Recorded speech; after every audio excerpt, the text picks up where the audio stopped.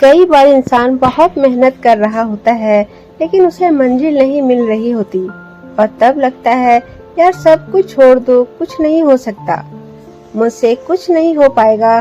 तब ये स्टोरी हमेशा याद रखना मेरे दोस्त। ये कहानी है एक ऐसे इंसान के जिसके जन्म लेते ही उसके माँ बाप रोने लगते हैं कि ये बच्चा इस दुनिया में कैसे रह पाएगा, क्योंकि इसके ना हाथ है और ना ही पैर। ये सच्ची कहानी है एक ऐसे व्यक्ति की जिसके हाथ और पैर एक मछली की तरह बहुत ही छोटे हैं। इस कहानी से आपको बहुत कुछ सीखने को मिलेगा, बस अपना नजरिया सही रखिए। एक जरूरी बात यह है कि इस कहानी को पूरा पढ़ें, क्योंकि अधूरा ज्ञान बहुत ही खतरनाक होता है। यह कहानी एक ऐसे व्यक्ति के बारे में है जिसका जन्म ऑस्ट्रेलिया में हुआ। जब उस बच्चे का जन्म हुआ तो उस बच्चे को डॉक्टर देखकर हैरान हो गए थे। जब उस बच्चे का उपचार हुआ तो पता चला कि उस बच्चे का नाम टेट्रो अमेलिया सिंड्रोमा नामक दुर्लभ विकार के साथ हुआ है, जिसमें हाथ और पैरों की अनुपस्थिति होती है। ऐसे में डॉक्टर्स को बहुत दुख हुआ और इस बारे में उनके माता पिता से बात की। जब उस बच्चे के बारे में डॉक्टर्स ने बताया तो उस बच्चे के माता पिता रोने लगे कि हमारा बच्चा इस दुनिया में बिना हाथ पैर के कैसे रहेगा। तो उस बच्चे के माता पिता ने बहुत सोच समझकर डॉक्टर से यूथेनेशिया जो इच्छा मृत्यु के बारे में बोला कि हमारा बच्चा इस दुनिया में नहीं रह पाएगा, क्योंकि बिना हाथ पैर के इस दुनिया में रहना उस बच्चे के लिए बहुत मुश्किल होगा।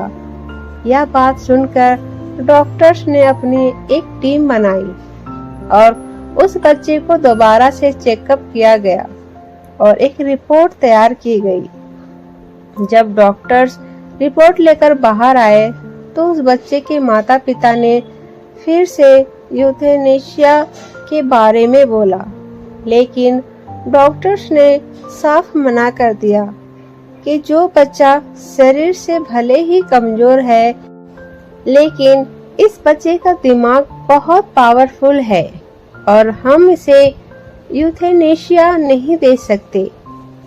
इसके बाद उस बच्चे को लेकर वह माता पिता अपने घर जाते हैं और उस बच्चे के अच्छे से देखभाल करते हैं, लेकिन उन्हें उस बच्चे को देखकर उस पर दया आती थी और सोचते थे कि हमारे बच्चे का हमारे बाद क्या होगा। जब इस दुनिया में हम नहीं होंगे तब हमारे बच्चे का ख्याल कौन रखेगा। वह बच्चा धीरे धीरे बड़ा होता गया और जब उस बच्चे को यह पता चला कि उसके माता पिता ने उस बच्चे के लिए यूथेनेशिया की मांग की थी तो उसे बहुत दुख हुआ। उस बच्चे ने अब यह निश्चय कर लिया था कि कुछ भी हो जाए, अब मैं अपने माता पिता को और परेशान नहीं होने दूंगा और उन्हें इस दुख से बाहर निकाल कर ही रहूंगा। जब कोई इंसान अपनी स्थिति अपने हालातों से लड़ने की ठान लेता है, उसी वक्त से उस इंसान की जिंदगी में परिवर्तन आने लग जाता है और ऐसा ही कुछ उस बच्चे के साथ हुआ। उस बच्चे ने ठान लिया कि मुझे पूरी दुनिया में अपनी एक पहचान बनानी है और उसने यह करके दिखा दिया। आज वह बच्चा पूरी दुनिया में एक मोटिवेशनल स्पीकर के रूप में जाना जाता है, जिसके लाखों करोड़ों चाहने वाले हैं। वही बच्चा जिसके हाथ पैर न होने के कारण उसके लिए यूथेनेशिया की मांग की गई थी, आज वही बच्चा पूरा दुनिया में लोगों को मोटिवेट करता है। उस सफल व्यक्ति का नाम है निकोलस जेम्स वुजिकिक, एक ऑस्ट्रेलियाई अमेरिकी ईसाई इंजलावादी और सर्बियाई मूल्य के प्रेरक वक्ता है, जो टेट्रो अमेलिया सिंड्रोम के साथ पैदा हुए हैं। यह एक दुर्लभ विकार है जिसमें हाथ और पैरों की अनुपस्थिति होती है। इतनी बड़ी परेशानी होने के बाद भी निक वुजिकिक ने पूरी दुनिया में अपनी एक अलग पहचान बनाई है। जो जाहिर सी बात है, दुनिया का हर व्यक्ति कुछ भी कर सकता है, बस खुद को पहचानने की देर है। आज निक वुजिकिक एक अच्छे मोटिवेशनल स्पीकर होने के साथ साथ अच्छे स्विमर भी हैं। निक वुजिकिक का यूट्यूब चैनल है जिससे करोड़ों लोग इंस्पायर होते हैं। जाहिर सी बात है, बिना हाथ पैर के भी एक व्यक्ति अपनी जिंदगी को इतना एंजॉय करता है तो आप तो कुछ भी कर सकते हैं। जिंदगी में हर व्यक्ति एक अलग पहचान होती है और हर इंसान के अंदर कोई ना कोई खासियत होती है। बस हमें हमारी खासियत को पहचानना पड़ेगा।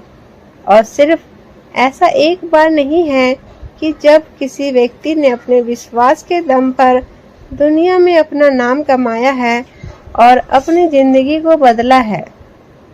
ऐसे और भी लोग हैं जिन्होंने अपने हौसलों से पूरी दुनिया को आश्चर्यचकित कर दिया है।